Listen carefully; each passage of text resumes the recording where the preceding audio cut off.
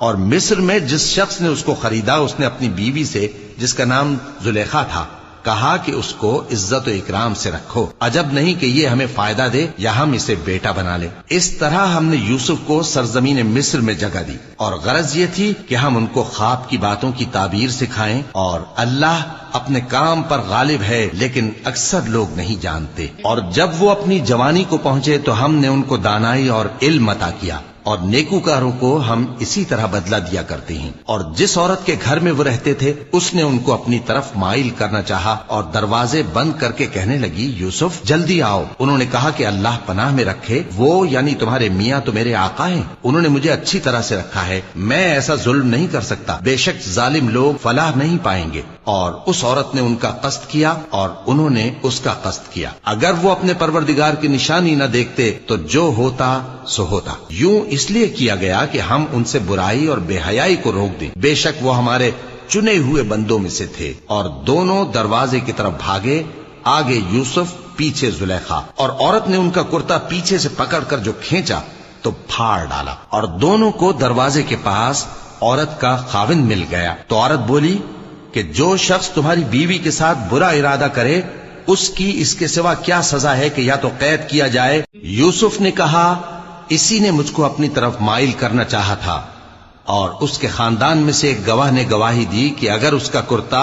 آگے سے پھٹا ہو تو یہ سچی اور یوسف جھوٹا ہے، اور اگر کرتا پیچھے سے پھٹا ہو تو یہ جھوٹی اور وہ سچا ہے۔ سو جب اس کا کرتا دیکھا تو پیچھے سے پھٹا تھا، تب اس نے زلیخا سے کہا کہ یہ تمہارا ہی فریب ہے، اور کچھ شک نہیں کہ تم عورتوں کے فریب بڑے بھاری ہوتے ہیں۔ یوسف اس بات کا خیال نہ کر، اور زلیخا تو اپنے گناہ کی بخشش مانگ، بے شک خطا تیری ہی ہے۔ اور شہر میں عورتیں گفتگویں کرنے لگیں کہ عزیز کی بیوی اپنے غلام کو اپنی طرف مائل کرنا چاہتی ہے اور اس کی محبت اس کے دل میں گھر کر گئی ہے، ہم دیکھتی ہیں کہ وہ کھلی گمراہی میں ہے۔ پھر جب زلیخا نے ان عورتوں کی گفتگو جو حقیقت میں دیدار یوسف کے لیے ایک چال تھی سنی تو ان کے پاس دعوت کا پیغام بھیجا اور ان کے لیے ایک محفل مرتب کی، اور پھل تراشنے کے لیے ہر ایک کو ایک ایک چھری دی، اور یوسف سے کہا کہ ان کے سامنے آؤ۔ جب عورتوں نے ان کو دیکھا تو ان کا روب حسن ان پر ایسا چھا گیا کہ پھل تراشتے تراشتے اپنے ہاتھ کاٹ لیے،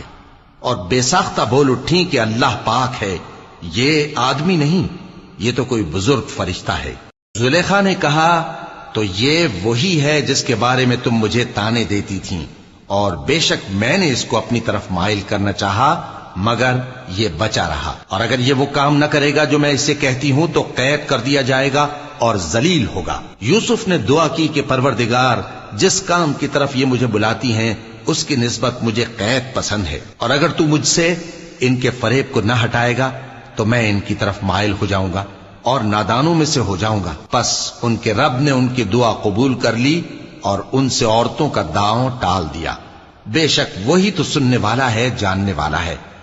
پھر باوجود اس کے کہ وہ لوگ ان کی بے گناہی کے نشان دیکھ چکے تھے، ان کی رائے یہی ٹھہری کہ کچھ عرصے کے لیے ان کو قید ہی کر دیں، اور ان کے ساتھ دو اور جوان بھی داخل زندہ ہوئے۔ ایک نے ان میں سے کہا کہ میں نے خواب دیکھا ہے، دیکھتا کیا ہوں کہ شراب کے لیے انگور نچوڑ رہا ہوں۔ دوسرے نے کہا کہ میں نے بھی خواب دیکھا ہے، میں یہ دیکھتا ہوں کہ اپنے سر پر روٹیاں اٹھائے ہوئے ہوں اور پرندے ان میں سے کھا رہے ہیں،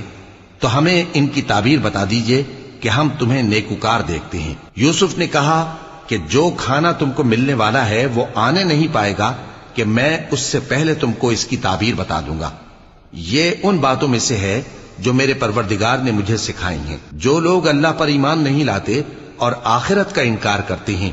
میں نے ان کا مذہب چھوڑ دیا ہے، اب پر چلتا ہوں۔ ہمیں شایع نہیں ہے کہ کسی چیز کو اللہ کے ساتھ شریک بنائیں، یہ اللہ کا فضل ہے ہم پر بھی اور لوگوں پر بھی، لیکن اکثر لوگ شکر نہیں کرتے۔ اے میرے قید خانے کے رفیقو، بھلا کئی جدا جدا آقا اچھے یا اللہ جو اکیلا ہے سب پر غالب ہے؟ جن چیزوں کی تم اللہ کے سوا پرستش کرتے ہو وہ صرف نام ہی نام ہیں جو تم نے اور تمہارے باپ دادا نے رکھ لیے ہیں، اللہ نے ان کی کوئی سند نازل نہیں کی۔ سن رکھو کہ اللہ کے سوا کسی کی حکومت نہیں ہے، اس نے ارشاد فرمایا ہے کہ اس کے سوا کسی کی عبادت نہ کرو، یہی سیدھا دین ہے، لیکن اکثر لوگ نہیں جانتے۔ اے میرے قید خانے کے رفیقو، تم میں سے ایک جو پہلا خواب بیان کرنے والا ہے وہ تو اپنے آقا کو شراب پلایا کرے گا، اور جو دوسرا ہے وہ سولی دیا جائے گا اور پرندے اس کا سر نوچ کھائیں گے۔ جو بات تم مجھ سے پوچھتے تھے وہ فیصل ہو چکی ہے، اور ان دونوں میں سے جس کی نسبت یوسف نے خیال کیا کہ وہ رہائی پا جائے گا، اس سے کہا کہ اپنے آقا سے میرا ذکر بھی کر دینا۔ پھر شیطان نے اسے ان کا اپنے آقا سے ذکر کرنا بھلا دیا، اور یوسف کئی برس قید خانے ہی میں رہے۔